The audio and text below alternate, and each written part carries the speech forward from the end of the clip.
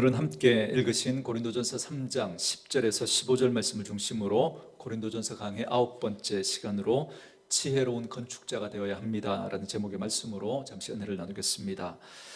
제가 언젠가 성경을 읽는 가장 중요하고 근본적인 세 가지 방법을 제가 알려드린 적이 있는데 여러분 기억나십니까? 하나는 아주 단순한 것에서부터 시작해서 어려운 것으로 나아가셔야 한다라는 겁니다. 그러니까 오늘 본문을 읽으면서도 읽고 나서 여러분들이 이해할 수 있는 것, 쉽게 이해할 수 있는 것부터 붙드시는 거죠. 하나님의 말씀은 그 자체가 진리이기 때문에 그걸 베베 꼬거나 아니면 또 다른 얘기를 하려고 이 하나님의 말씀을 그 말씀을 말씀으로 푸는 게 아니라 어떤 이야기를 하려고 그 말씀을 끌어들이는 그런 방법으로 하나님의 말씀을 보시면 안 됩니다. 성경이 말씀하고 있는 그 내용을 우리가 먼저 딱 붙드는 겁니다. 그래서 먼저 쉽고 단순한 것에서부터 시작해서 나중에 복잡하고 어려운 것으로 가시면 됩니다. 그러니까 읽다가 어려운 것 있으면, 이해하기 힘든 부분이 있으면 패스하는 거죠. 그래서 쉬운 것부터 붙들고, 그래서 성경의 기초적인 지식들이 하나씩 쌓여가면 이제 조금씩 더 어려운 부분도 그 기초를 바탕해서 이제 풀어갈 수 있게 되는 겁니다. 그리고 두 번째 방법이 뭐냐면 명확한 것부터 먼저 시작하는 겁니다. 그러니까 성경을 읽을 때 보면 여러분 명확하지 않고 애매한 그런 말씀들이, 난해한 어떤 구절들이 이렇게 나올 때가 있습니다. 예를 들면 천국은 어떤 모습일까? 천국은 어떤 모양일까? 이건 여러분 성경이 명확하게 우리에게 알려주지 않습니다. 그런데 명확한 건 뭐죠? 천국이 있다는 거죠. 그러니까 천국이 어떤 것인지 이렇게 설명할 수 없다고 해서 여러분 천국이 있다 없다 그걸 막 논쟁하고, 그래서 우리가 천국이 있다는 거, 이거 확실한 이것까지 흔들려 버리면 안 된다는 겁니다. 단순한 걸 먼저 붙들고 명확한 걸 먼저 붙드는 거예요. 그렇게 선명한 것을 먼저 붙들고 나서 애매한 것으로 나아가야 합니다. 하나 더 예를 들면, 여러분 제가 늘 이렇게 말씀드리잖아요. 예수님께서 아버지께서 내게 주신 자를 내가 절대 빼앗기지 않을 거다. 그죠? 그렇게 예수님 말씀하셨죠. 그러니 여러분 예수님께서 택하신, 그죠? 하나님께서 예수님에게 맡긴 자, 그러니까 구원받은 사람이죠. 그러니까 구원받은 사람은 절대 예수님 빼앗기겠다는 거예요? 안 빼앗기겠다는 거예요? 안 빼앗기겠다는 거죠. 그러니 예수 믿고 구원받은 사람이 살아가다가 또 잘못해서 여러분 그 구원이 취소되는 경우가 있을까요? 없을까요? 없죠. 왜요? 성경이 명확하게 거듭거듭 누누이 계속해서 강조하는 게 뭐예요? 한번 택하신 자 하나님 절대 그 사랑에서 끊을 수 없다, 예수님 빼앗기지 않을 거다 말씀해주고 있기 때문에 그렇습니다. 이건 너무나 명확하고 선명한 것이죠. 그런데 우리가 성경을 읽다가 보면 좀 애매한 그런 구절들이 나오기도 합니다. 여러분 히브리서 6장 같은 데 보면 한번 빛을 받고 하늘의 은사를 맛보고 성령에 참여한 바 되고 하나님의 선한 말씀과 내세의 능력을 맛보고도 타락한 자들은 다시 새롭게 하여 회개할 수 없나니, 여러분 이런 표현이 나오죠. 그러면 이 말씀을 이렇게 말하는, 이 말씀 그죠? 예수님이 한번 택한 사람은 절대 그죠? 그 구원이 취소되는 경우가 없다 이렇게 말하고, 또 어떤 말씀은, 이 말씀은 언뜻 보면 여러분 어떤 말씀으로 들려요? 예수를 믿고 구원받은 사람인데, 그런데 이 사람이 살다가 시험에 빠져서 낙심해서, 그죠? 그래서 이렇게 낙심하고 그렇게 한번 잘못된 길로 빠지면, 그죠? 이 사람은 다시 돌아올 수 없다 이 말씀처럼 들리잖아요, 그죠? 어떤 때는 이렇게 말하고 어떤 때는 왜 저렇게 말하냐는 거죠. 그때 여러분 어떻게 하자고 제가 말씀드렸어요? 선명한 걸 먼저 붙드는 거죠. 성경이 계속 거듭 선명하게 이야기하는 게 뭐예요? 한번 택함 받은 자는 절대 그 구원이 취소되지 않는다, 누구에게도 빼앗기지 않는다, 이게 선명한 거잖아요. 이걸 붙들고 그럼 왜 이런 말씀을 주셨을까 다시 질문하고 그 말씀을 해석해야 되는 거예요. 그런데 애매한 말씀 한 구절이 나왔다고 앞에서 선명하게 명확하게 계속 말씀하고 있는 걸 이걸 막 뒤집으려고 하는 사람이 있어요. 애매한 구절 하나 가지고. 그런 태도는 잘못되었다는 거죠. 왜 하나님께서 그럼 이 말씀을 주셨을까? 그 성경의 전체적인 맥락 속에서 선명하게 말씀하고 있는 그 말씀 가운데서 왜 상반되는 것 같은 이 말씀을 주셨을까? 질문해 보면 여러분 답은 또 거기서 우리가 찾을 수 있거든요. 여러분 제가 무슨 말 하는지 이해되십니까? 왜 제가 오늘 이 말씀을 먼저 드리냐면 오늘 본문 말씀도 마찬가지이기 때문에 그렇습니다. 오늘 본문을 읽을 때 거기 단순하고 선명하고 명확한 것부터 우리가 먼저 가져와야 됩니다. 여러분 10절 우리 같이 한번 읽어볼까요? 10절 같이 읽습니다. 시작. 내게 주신 하나님의 은혜를 따라 내가 지혜로운 건축자와 같이 터를 닦아둠에 다른 이가 그 위에 세우나 그러나 각각 어떻게 그 위에 세울까를 조심할지니라. 아멘. 자, 먼저 바울이 어떤 터를 닦아놨다 그렇게 말하죠. 그리고 그 터 위에 무엇인가를 세워가는 게 믿음이다 이렇게 설명하고 있습니다. 그런데 11절 보세요. 같이 읽습니다. 11절 시작.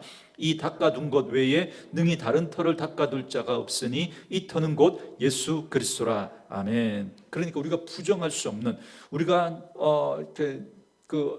부인할 수 없는 너무나 선명한 여러분 그 진리가 뭐냐면 우리의 믿음의 터는 누구라는 거예요?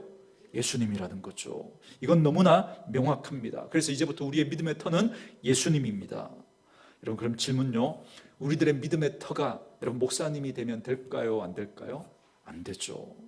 그분이 아무리 훌륭해도요 안 되는 거예요. 그죠? 우리의 믿음의 터는 누구밖에 될 수 없어요? 예수님밖에 될 수 없는 거죠.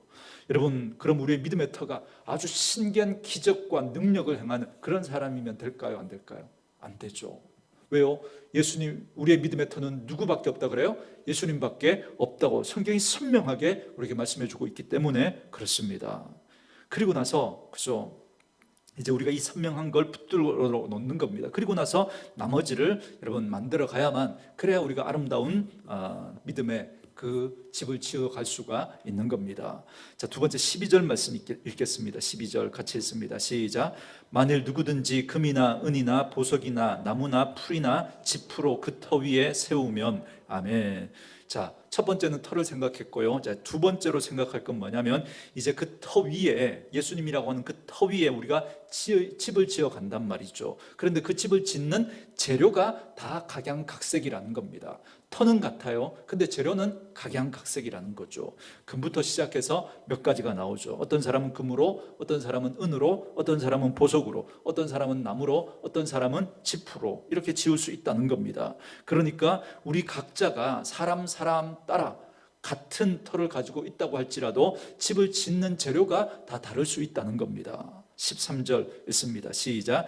각 사람의 공적이 나타날 터인데 그날이 공적을 밝히리니 이는 불로 나타내고 그 불이 각 사람의 공적이 어떠한 것을 시험할 것임이라. 아멘. 그 다음 말씀에 보니까 예전 어르신들이 늘 하시던 표현대로 따지면 뭐가 있을 거라는 거예요? 불시험, 그죠? 불의 공적 그랬는데 불시험이 느낌이 확 오죠, 그죠? 불시험이 있을 거라는 거예요.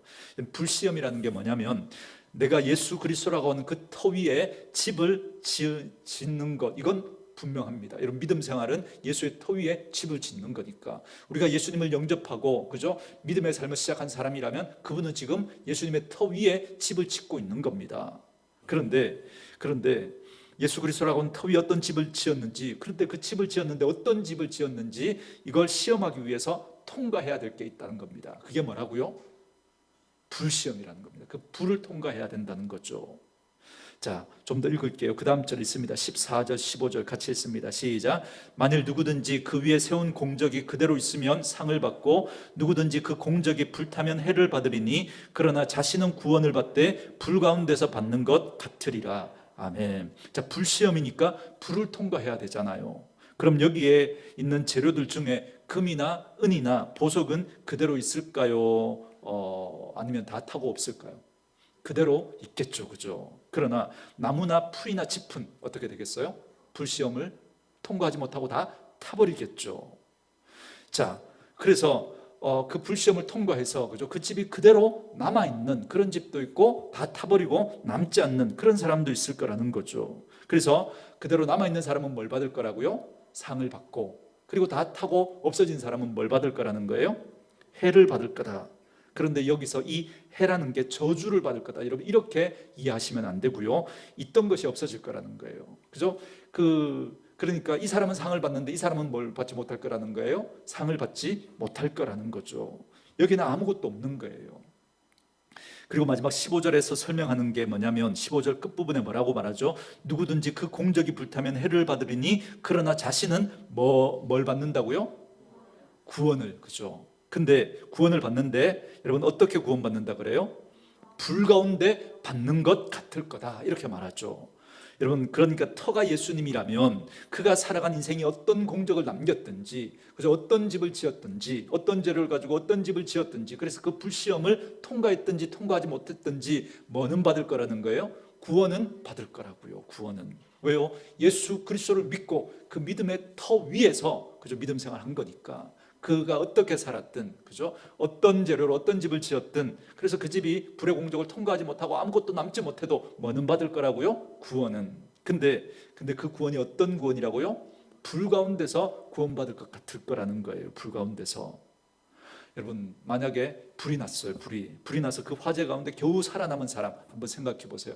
여러분 뉴스에서 가끔, 그죠? 목욕탕, 사우나 같은 데서 막 불이 나서, 그죠? 막 사람들이 뭐, 그죠? 막 황급하게 뭐 나온다고, 뭐 수건, 그죠? 타올만 걸치고 나왔더라. 어떤 사람 뭐 알몸으로 나왔더라. 그러면서 막 이렇게 막, 그죠? 뿌옇게 처리해가지고 그렇게 뉴스 나오고, 여러분 그런 거 보신 적 있잖아요, 그죠? 갑자기 불이 나니까, 그죠? 겨우 몸만 빠져나오는 거죠. 그래서 막 끄르고, 뭐 여러분 그 모습이 어떻겠습니까? 한번 상상해 보십시오. 그러니까 우리가 구원을 받는데 그렇게, 그죠? 겨우 구원만 받는 그런 모습도 있을 거라는 거죠. 이걸 여러분 토대로 해서 여러분 오늘 말씀을 여러분 이해하셔야 됩니다. 이게 오늘 본문 말씀이거든요. 이건 너무나 단순하고 명확하고 선명한 거잖아요. 뭐 여기에 조금 더 여러분 설명을 우리가 덧붙일 수 있겠지만, 이걸 토대로 우리가 말씀을 설명되어줘야 합니다. 우리들의 믿음의 터는 누구라고요? 예수님밖에 없습니다. 저와 여러분의 믿음 생활이라고 하는 게 뭐냐면, 그 믿음의 터 위에, 그 예수님 위에 이제 우리가 마치 집을 짓는 것과 같다는 겁니다.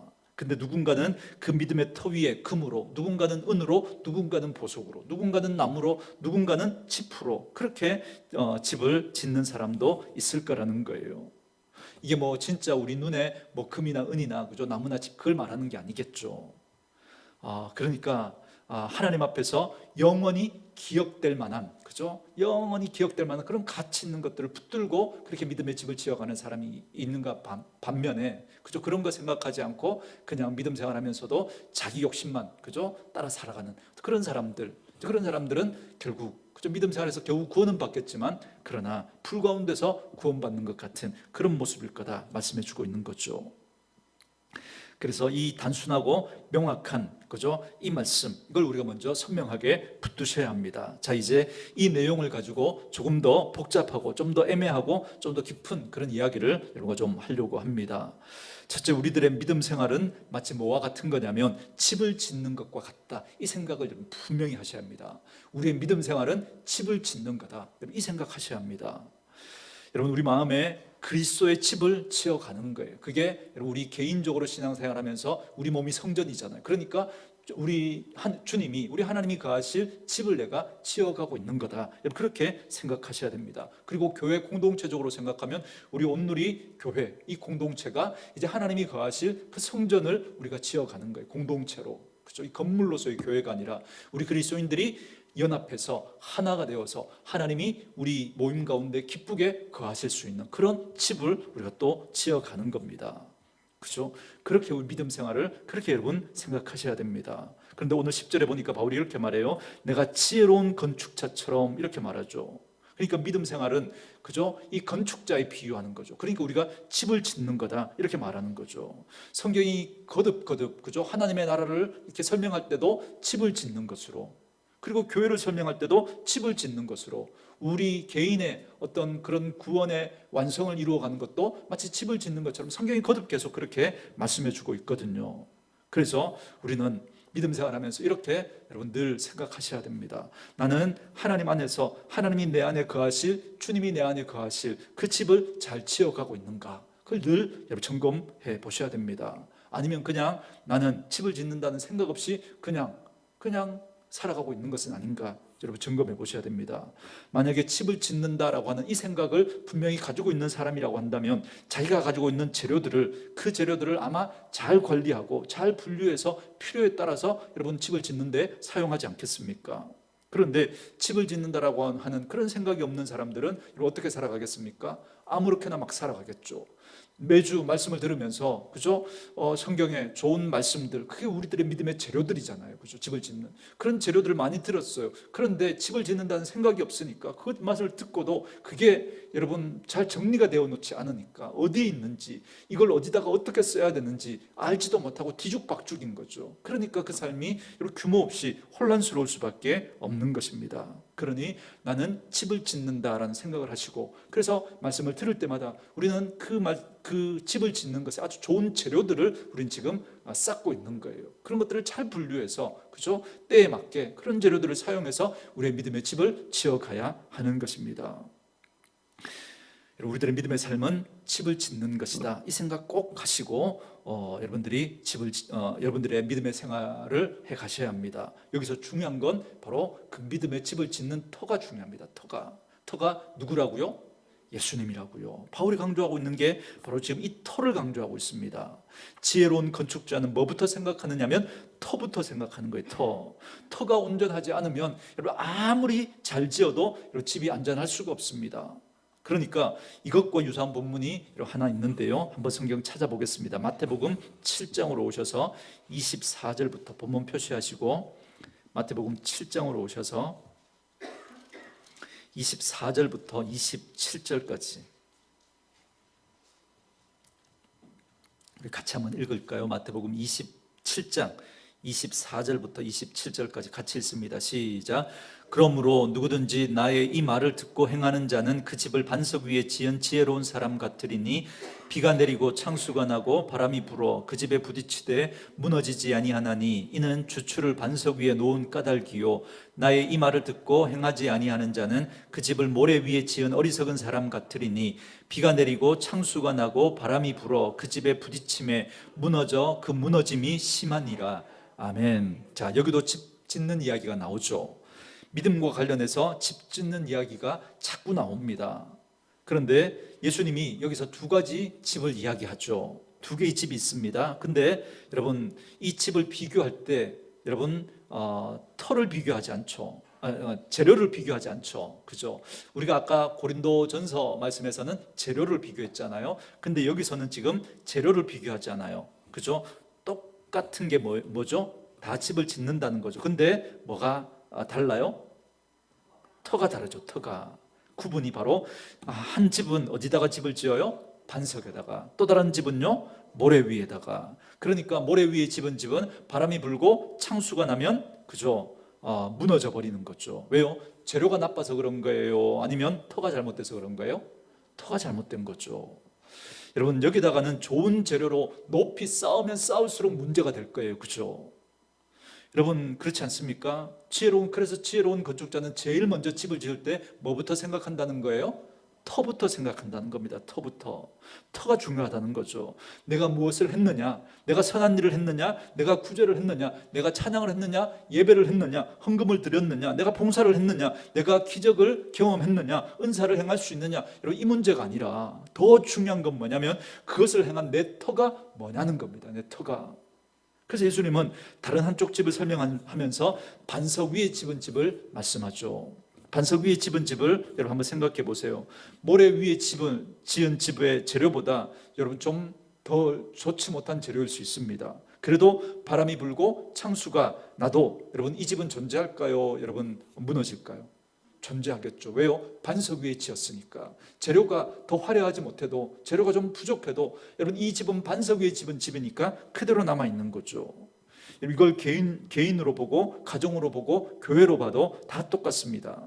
여러분 우리 교회가 굉장히 커졌어요. 사람들이 많이 모이게 됐어요. 근데 만약에 터가 잘못된 거라면, 터가 바람이 안 불고 창수가 안 날 때는, 그죠? 그때는 좋은 것 같아요. 근데 바람이 불고 창수가 나면 그 교회의 본질이 드러나게 될 거라는 거죠. 가정도 마찬가지입니다. 개인도 마찬가지고요. 그래서 바울과 예수님은 동일하게 얘기하는 거죠. 우리들이 지혜로운 건축자가 되어서 믿음의 집을 지어갈 때 그것이 개인적으로 그리스도가 거할 집이든 공동체적으로 우리 교회가, 그죠? 주님이 거하실 성전을 지어갈 때든지 제일 먼저 점검해야 될 게 뭐라는 거예요? 그 터가 예수님인가? 여러분 그걸 먼저 점검해야 된다는 겁니다. 그러니 우리는 절대 누구 놓치면 안 되는 거예요? 예수님 놓치면 안 되는 거죠. 근데 예수님께서 그 말을 또 어떻게 설명하느냐면, 그러면 반석 위에 집을 짓는 것이라는 게 뭐냐를 설명할 때 또 예수님이 이렇게 말씀하시죠. 24절 말씀 우리 같이 한번 읽어보겠습니다. 24절 같이 읽습니다. 시작. 그러므로 누구든지 나의 이 말을 듣고 행하는 자는 그 집을 반석 위에 지은 지혜로운 사람 같으리니. 아멘. 자, 아까 고린도 전서에도 나왔었죠. 내가 어떤 건축자 같이? 지혜로운 건축자 같이, 이렇게 말하죠. 여기서도 반석 위에 집을 지은 사람을 여러분 어떤 사람 같다 그래요?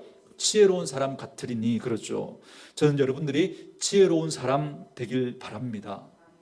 근데 그 지혜로운 사람을 예수님이 어떻게 설명해 주세요? 어떤 사람이 지혜로운 사람이라고요? 반석 위에 집을 짓는 사람인데, 그런데 어떻게 해야 반석 위에 집을 짓는 사람이라고요? 누구 말을 듣고? 예수님 말씀을 듣고, 그리고 어떻게 해야 된다는 거예요? 그대로 행해야 된다, 그렇게 말씀하시죠. 그런데 여기서 많은 사람들이 걸려요. 이 행한다라고 하는 이 행위에 있어서. 예수님의 말을 듣고 행한다는 게 뭘까요, 여러분? 행한다는 게, 제가 우리 식구들에게 성경에 나오는 그 의미, 단어의 의미들을 제가 설명할 때, 그죠? 세상에서 그 단어가 쓰이기도 하잖아요. 세상에서 사용될 때 의미는 있잖아요. 그러나 그 의미를 가지고 여러분 성경을 그대로 여러분 해석하면 안 된다 그랬죠. 그러니까 말을 듣고 행한다, 이걸 한 단어로 바꾸면 순종이죠. 순종. 여러분 세상에도 순종이라는 단어를 써요, 안 써요? 쓰죠. 쉽게 설명하면 순종이라는 게 뭐예요? 시키는 대로 하는 거, 그게 순종이잖아요. 그죠? 여러분, 그러나 여러분 성경을 해석할 때, 그죠? 그 단어를 설명할 때는 반드시 뭐를 포함해서 설명해야 된다 그랬어요?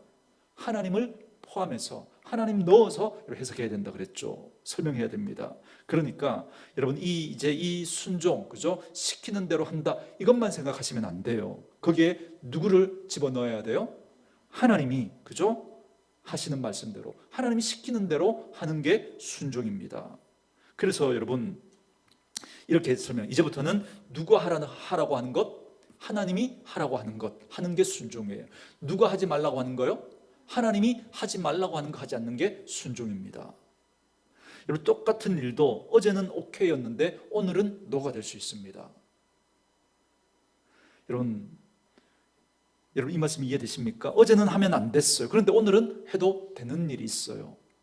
이 사람은 해도 괜찮은데 이 사람은 하면 안 되는 거예요. 이 사람은 하면 안 되는데 이 사람은 해도 돼요. 아니, 어떻게 똑같은 일인데 누구에게는 되고 누구에게는 안 되고, 어제는 되고 오늘은 안 되고, 이런 게 어디 있습니까? 이렇게 생각 드실 수 있습니까? 누구 뜻에 달린 거예요? 하나님 뜻에 달린 거예요. 하나님이 우리 각자 사람에게 분량에 따라 하나님 주시거든요. 하나님께서 각자에게 주시는 은사도, 여러분 사명도 다 다른 거예요. 그러니 여러분 이 사람은 되는데 이 사람은 안 될 수가 있는 거예요. 그죠? 그래서 우리가 하나님의 뜻을 잘 알아야 됩니다. 하나님의 뜻을 잘 모르면 그 뜻을 여러분 안다는 게 이 터인 거죠. 터가 바르지 않으면 우리가 무엇인가를 행했다라고 할 때조차도 그것이 하나님 앞에 옳은 일인지 여러분 장담할 수가 없습니다. 여러분 이걸 우리가 잘 이해하셔야 돼요. 우리가 믿음 생활하면서 자꾸 걸리는 부분이 이 부분입니다. 좀 이따가 제가 좀 더 설명하겠지만, 여러분 우리가 하나님의 음성에 민감해야 돼요. 하나님의 뜻에 우리가 민감해야 됩니다. 예를 들어서 하나님의 일이라고 하는 걸 한번 생각해 보세요. 그걸 여러분 열심히 하는 게 좋은 거예요? 여러분 안 좋은 거예요? 하나님의 일을 열심히 하는 게 좋아요? 여러분 열심히 하지 않는 게 좋아요? 열심히 하는 게 좋은 거죠. 그죠?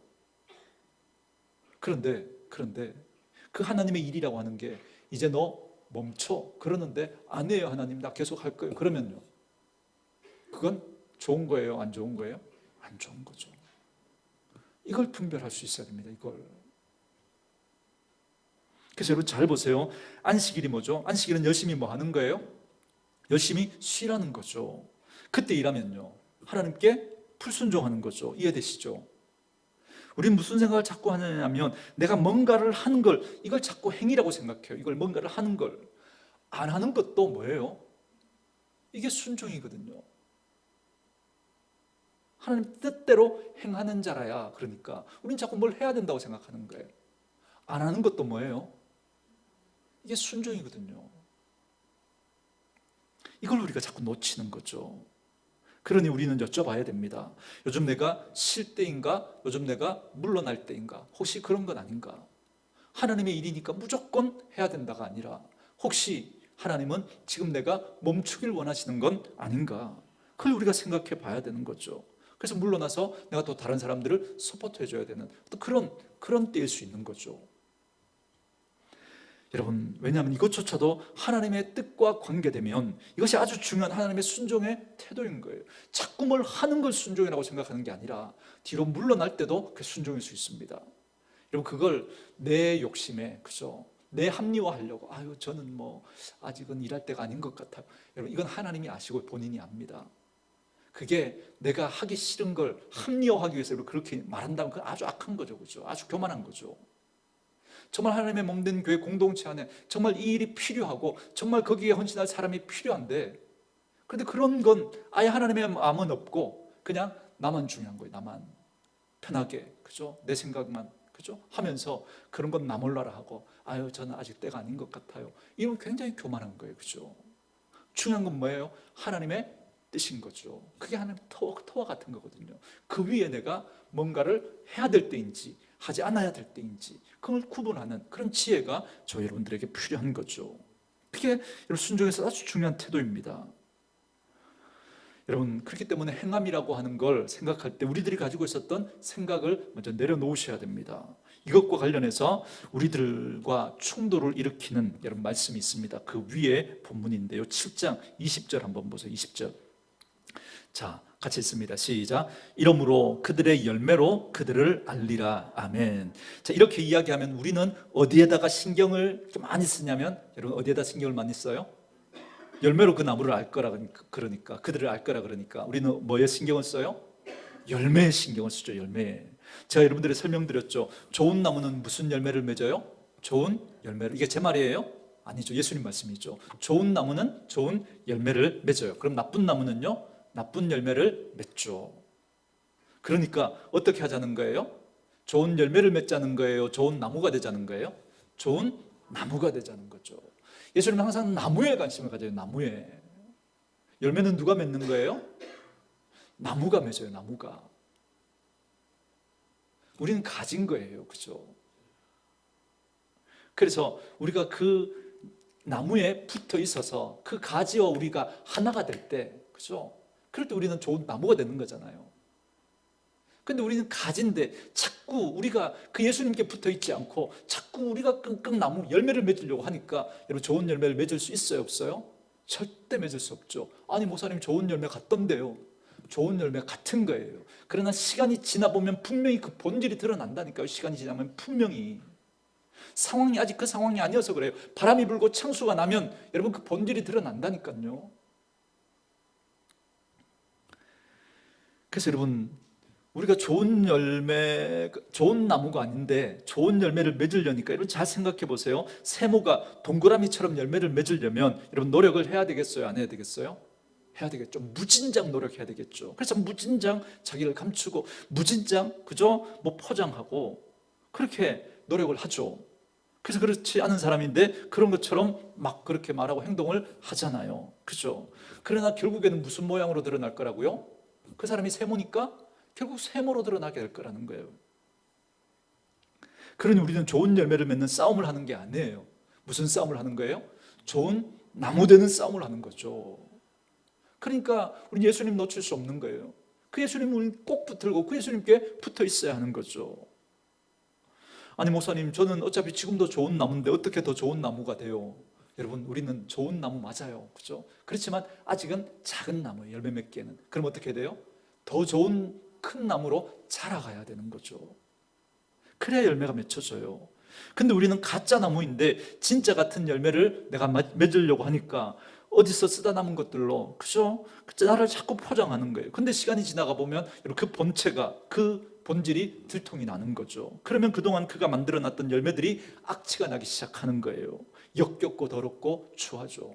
그 전에는, 그 본질이 드러나기 전에는 그저 사람들이 대단하다 박수 쳐주고 정말 막 그렇게 했었는데, 그 신분이 안 드러났을 때는 그저 좋은 열매인 줄 알았는데, 그런데 그래서 사람들이 박수하고 칭찬을 했는데, 감탄했는데, 근데 누군가 이 사람이 누군지가 딱 드러나기 시작한 거예요.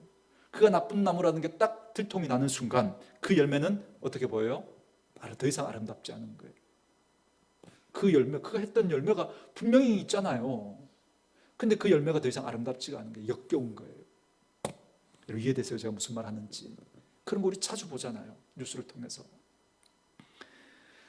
훌륭한 사람인 줄 알고 막 박수를 보냈는데 알고 봤더니 뒤로 나쁜 짓을 하고 있었던 거예요.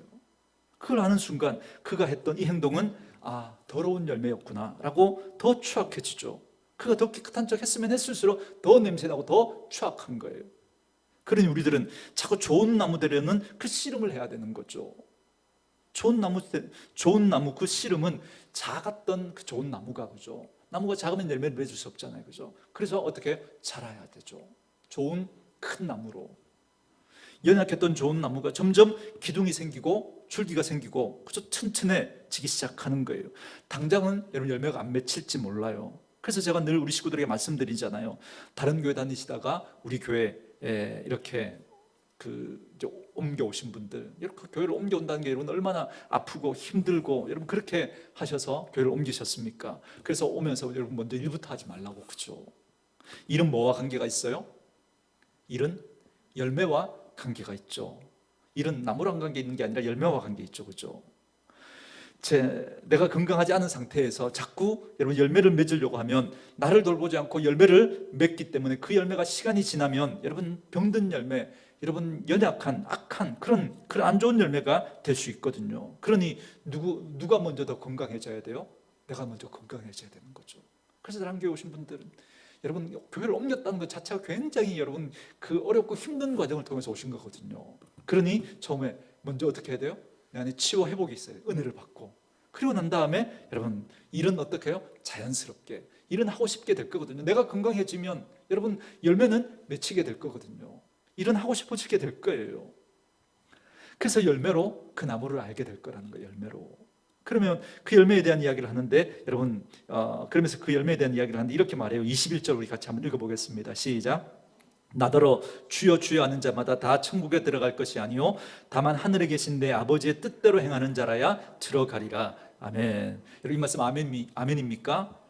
자, 예수님에게 주님이라고 하면 천국 가요 못 가요? 예수님에게 주님 이렇게 말하면 천국 가요 못 가요? 우리가 들었던 얘기대로 하면 가요 못 가요? 가죠. 그죠? 가죠. 그죠? 성령이 아니고는 예수를 주시라 할 수 없다 그랬잖아요. 그죠? 근데 예수님 지금 뭐라 그래요? 나더러 주여 주여 하는 자마다 다 천국에 갈 것이 아니요. 누가 갈 수 있다고요? 하나님 아버지의 뜻대로 뭐 하는 자라야?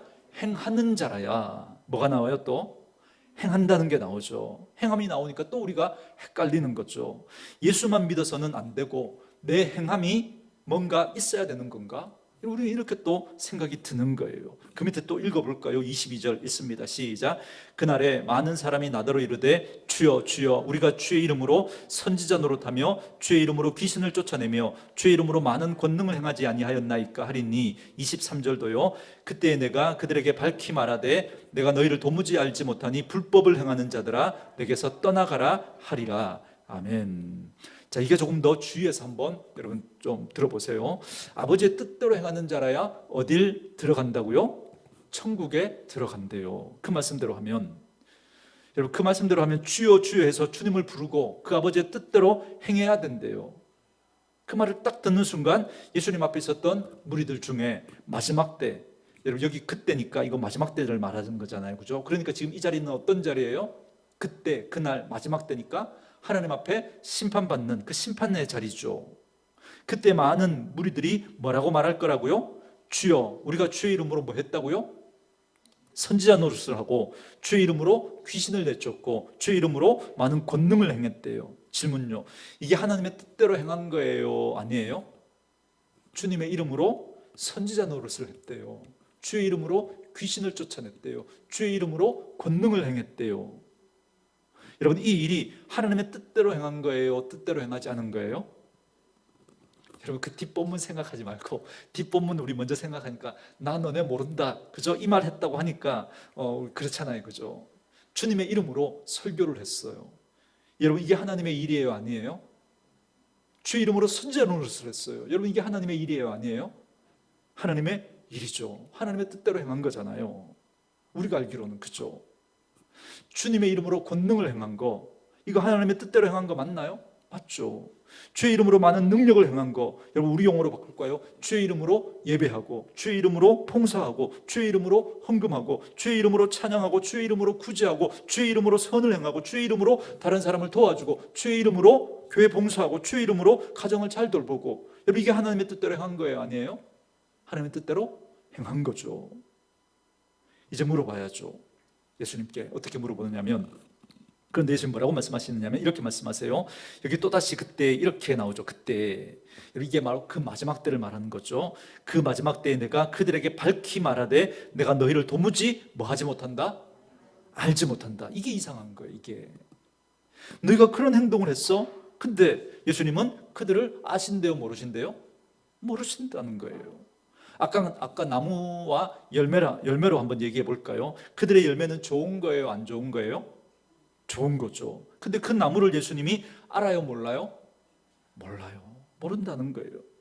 그 나무는 무슨 나무라는 거예요, 그럼? 좋은 나무라는 거예요, 안 좋은 나무? 안 좋은 나무라는 거죠. 여러분 이 말 무섭지 않습니까? 그들의 행동을, 예수님은 지금 그들의 얘기를 안 해요. 누구를 모르겠대요? 너네를 모르겠다는 거예요. 너네가 무슨 일을 했는지 상관없이 난 너네를 모르겠다는 거예요. 하나님, 제가 이 땅에 사는 동안에 목사로 살았는데요, 근데 난 네가 누군지 모르겠다. 저는 교회 다니는 동안에 성가대도 계속하고 주일학교 교사도 계속했는데요, 아니 난 널 모르겠는데. 저는 예배 한 번도 안 빠졌는데요, 근데 난 널 모르겠는데. 자꾸 이 얘기를 하시는 거예요. 우리 자꾸 이렇게 얘기하잖아요. 내가 주님의 이름으로 봉사했다고, 내가 주님의 이름으로 예배하고 주님의 이름으로 기도했다고. 근데 주님은 널 모르겠다 이렇게 말씀하시는 거예요. 여러분 이것처럼 가슴 아픈 일이 또 어디 있겠습니까? 이것처럼 난 널 모르겠다는 거예요. 네 열매를 모르겠다고 말하지 않죠. 널 모르겠다는 거예요. 널. 예수님이 이렇게 말씀하셨어야죠. 만약에 말씀하실 거라면 예수님이 이렇게 말씀하셔야죠. 네가 주의 이름으로 선지자 노릇하고 주의 이름으로 귀신을 내쫓고 주의 이름으로 권능을 행했느냐? 그러나 그걸로 부족해. 내 양에 안 차. 차라리 이렇게 말씀하신다면 어떻게 하면 돼요? 더 열심히 하면 되잖아요. 근데 예수님은 그를 모르겠다는 거예요. 그를 모르겠다는 건 그는 누구에게 속한 사람이 아니라는 거예요. 내게 속한 사람이 아니라는 거죠. 예수님께, 하나님께 속한 사람이 아니라는 거죠. 더 재밌는 표현은 여기 있습니다. 거기 보세요. 그때 내가 그들에게 밝힌 말하리라. 내가 너희를 도무지 알지 못하니 뭘 행하는 자들아? 불법을 행하는 자들아. 불법을 행했대요. 불법이라는 건 법이 아니라는 거죠. 누구 법이 아니라는 걸까요? 하나님의 법이 아니라는 거죠. 자, 그러면 그들이 행한 게 뭐였다고요? 주의 이름으로 뭘 했어요? 선지자 노릇. 이게 불법이에요, 법이에요? 이게 불법이에요, 법이에요? 우리가 생각하기에는 법이잖아요, 그죠? 주님의 이름으로 권능을 행했어요. 이게 법이에요, 법이 아니에요? 이게 법이에요, 불법이에요? 우리가 생각하기에는 법이죠. 그런데 여러분, 이 부분이 정말 우리를 정말 이렇게 혼란하게 만든 이 부분들인데, 여러분 우리가 생각하기에는 이게 법인 것 같은데, 그런데 여러분 이 문제가 해결되지 않는 한, 이 터 문제를 해결하지 않는 한, 여러분 우리가 행하는 그것이 불법이 될 수 있다는 거예요. 이 터 문제가 해결되지 않는 한, 우리가 뭘 했느냐, 얼마나 열심히 했느냐, 여러분 여기 이게 중요한 게 아니라는 거예요. 그 터 문제가 해결되지 않으면 열심히 한 것만큼 여러분 더 불법을 행한 게 될 수 있다는 거예요. 굉장히 무서운 이야기입니다. 자, 보세요. 불법 그리고 법. 저는 이 본문을 가지고 여기에 대해서 많이 묵상을 했습니다. 고민하면서 깨닫게 된 게 뭐냐면, 지금 이 자리가 어느 자리라는 거예요? 하나님의 심판대 앞에이죠. 그 자리인 거죠. 그날에, 그때 이런 표현들이 계속 나오잖아요. 바로 마지막 심판 때인 거죠. 마지막 심판의 자리라면 여러분 어디로 들어가는 입구일까요? 천국에 들어가는 입구이겠죠, 그죠? 자, 천국으로 들어가는 입구라면, 자, 여러분 잘 한번 생각해 보세요. 지금 천국 문 앞에 있는 거예요. 천국 문 앞에. 그러니까 지금 마지막 단계입니다. 그때 주님이 우리에게 뭘 물어보실까요? 네 천국에 들어가느냐 못 가느냐, 이거 통과할 때 마지막에 주님이 뭘 물어보실 거라는 거예요?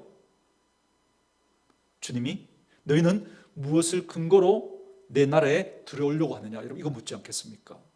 너는 그 천국 문 앞에서 하나님이 넌 뭘 근거로 내 나라에 들어오려고 하느냐 그렇게 물으시는 거예요. 그때 하나님 나라에 들어가는 법이 뭘까요? 하나님 나라에 들어가는 법, 하나님이 만들어 놓으신 길, 그죠? 하나님이 만들어 놓으신 유일한 길이 여러분 뭘까요? 그렇죠. 천국에 들어가는 그 유일한 방법은 여러분 어떤 분이에요? 예수님이죠. 예수님밖에 없는 거예요. 그때 그들이 이렇게 얘기하는 거예요. 우린 주의 이름으로 뭘 했다고요? 선전을 했고 주의 이름으로 권능을 행했고 주의 이름으로 귀신을 쫓아냈다고 언급했지만, 그러나 정작 그들에게는 누가 빠진 거예요? 예수님이 빠진 거예요. 예수의 이름으로 언급은 했지만 그러나 그에게 예수가 빠진 거예요. 예수가.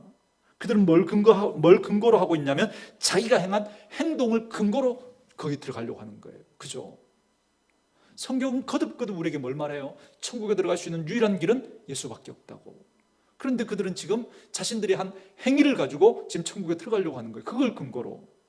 이게 불법이라는 거예요. 이게 예수님밖에 없어요. 예수님이 법인 거예요. 근데 지금 이들은 예수님이 아닌 예수님의 이름으로 자기들이 했다고 하는, 그죠? 그 자기들의 행동, 예배, 기도, 선교, 전도, 봉사, 은사, 헌금 이런 것들을 지금 그렇게 이야기를 하면서 그걸 근거로 들어가겠다는 겁니다. 이게 불법이라는 거예요. 이게 예수가 아닌 다른 걸 가지고 한 게 불법인 거예요. 그렇기 때문에 아버지의 뜻대로 행한다는 건 뭘까? 제가 이렇게 말씀드리죠. 하나님의 일이라는 게 뭘까? 하나님의 일이 뭐라고요? 예수를 믿는 거죠. 여러분 이게 제 말입니까? 아니, 예수님 말씀이죠.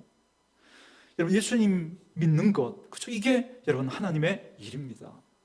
그렇기 때문에 우리가 주님 앞에서 믿음의 집을 잘 지어가고자 할 때 절대로 놓치지 말아야 될 게 뭐냐면 그 터를 우리가 누구로 잡고 있느냐, 이걸 분명히 여러분 기억하셔야 됩니다. 점검하셔야 됩니다.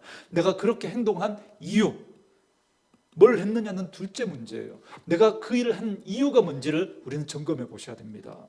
설교를 했느냐, 기도를 했느냐, 예배를 드렸느냐, 찬양을 했느냐, 봉사를 했느냐, 교사로 섬겼느냐, 그건 둘째예요. 그건 둘째. 그 근거가 뭐냐는 거예요. 그 일을 왜 했냐는 거죠. 왜? 만약에 그 터의 문제가 불분명해지면 집을 잘 지은 것 같지만, 그러나 주의 이름으로 선자 노릇을 하고 많은 권능을 행하고 능력을 행한 것 같지만, 교사로서 성가대로 찬양대원으로 혹은 목사로 장로로 직분자로 위대한 일을 한 것 같지만 내가 너희를 모르기 때문에 그건 아무 공로도 없게 될 거라는 거예요. 이게 첫 번째 경고고요. 그리고 두 번째 경고는 혹 우리가 주님 앞에서 좋은 나무가 된 사람이라면 터는 예수인 거죠. 터는. 그렇지만 내가 근거가 돼서 자꾸 뭔가를 하려고 하면 그건 뭐예요? 재료가 좋지 못한 거예요. 재료가. 그러니까 우리가 오늘 두 가지입니다. 터를 점검하셔야 돼요. 터를. 그리고 재료가 뭔가를 점검하셔야 됩니다. 터가 예수가 아니라면 여러분 이건 정말 심각한 문제예요. 심각한 문제. 내가 정말 예수를 믿는 사람인가 점검하셔야 돼요. 내가 교회에 나오는 사람인가, 종교인인가, 정말 나는 예수를 믿는 사람인가, 예수와 관계가 있는가, 이걸 먼저 점검하셔야 됩니다. 이 터는 여러분 우리의 그 생명의 문제를 여러분 좌우하는 거기 때문에 이 터가 분명해야 돼요. 자, 그럼 이 터가 이제 분명하다면 두 번째 우리가 신경 써야 될 건 뭐예요? 재료이죠. 재료. 어떤 재료인가? 금이냐, 은이냐, 보석이냐, 나무이냐, 짚이냐, 그 차이 때문에 여러분 우리가 하나님 앞에서 상급을 받을 수도 있고 아무것도 받지 못하고 겨우 풀 가운데 구원받는 것 같은 이런 그런 일도 있을 수 있다는 겁니다. 여러분 그것이 그 불의 공적을 통과할 수 있는 거냐 아니냐의 그 차이는 여러분 어디에 있겠습니까? 그럼 바로 내가 그 일을 한 이유와 목적이 누구에게 있느냐는 거죠. 나 때문인가 아니면 예수님 때문인가? 우리 다시 한번 점검해 보셔야 됩니다. 그러니 우리는 두 가지를 다 마음 써야죠. 첫 번째, 내 터는 누구인가? 내 열심인가? 내 노력인가? 내 자랑인가? 내 드러냄인가? 아니면 주님인가를 늘 점검하셔야 되고요. 두 번째로, 주님을 터로 삼아 살아가는 나는 요즘 어떤 재료를 가지고 주님 앞에 집을 지어가고 있는가 한번 점검해 보셔야 됩니다. 정말 주님 앞에서 영원히 기억될 만한 그것들을 사모하고 천국의 소망을 붙들고 하나님 앞에서 그 말씀에 순종하고 있는가? 아니면 내 이기적인 욕심들을 버리지 못하고 내 욕심에 이끌려서 그걸 위해서 주님 앞에서 우리가 믿음의 삶을 살아가지만 그거 놓지 못하고 그 주님을 이용하고 있는 그런 우리의 모습은 아닌가 점검해 보셔야 합니다. 오늘 고린도전서는 그 이야기를 우리에게 하고 있는 겁니다. 저는 우리 사랑하는 온누리교회 식구들이 무슨 일이 있어도 예수님 놓치지 않기를 바라고요. 여러분들이 아무리 잘 돼도 우리 교회가 아무리 더 커지고 성도가 많아지더라도 하나님 앞에 섰을 때 여러분 우리가 하나님 앞에 자랑할 수 있는 그저 내놓을 수 있는 유일한 건 예수밖에 없습니다. 내가 어떤 교회 어떤 목사로 장로로 집사 여러분 이건 아무것도 아닌 거예요. 바로 예수밖에 없다는 사실 놓치지 마시고 그 예수님 앞에서 믿음으로 살아갈 수 있기를 바라고 우리의 행한 노력이 하나님 앞에 공로가 될 수 없다는 사실을 꼭 기억하시고 하나님 앞에서 늘 우리는 여러분 그래서 하나님을 만났던 사람들이 그 수고를 하고도 늘 한결같은 고백이 뭐예요? 나는 무익한 종이라 해야 할 일을 한 것뿐입니다. 내가 아님이었으면 더 잘했을 텐데 하나님이 나를 써주셔서 감사하고 그죠? 그런 마음인 거죠. 여러분 그래서 저는 저와 여러분들이 그런 마음으로 그런 태도로 우리가 믿음의 삶을 살아갈 때 우리가 예수의 터 위에 아름다운 재료들을 가지고 정말 하나님 앞에 영원히 기억되어지는 아름다운 집을 짓는 그런 분들 될 줄 믿습니다. 그런 저와 여러분 되기를 주의 이름으로 축원합니다.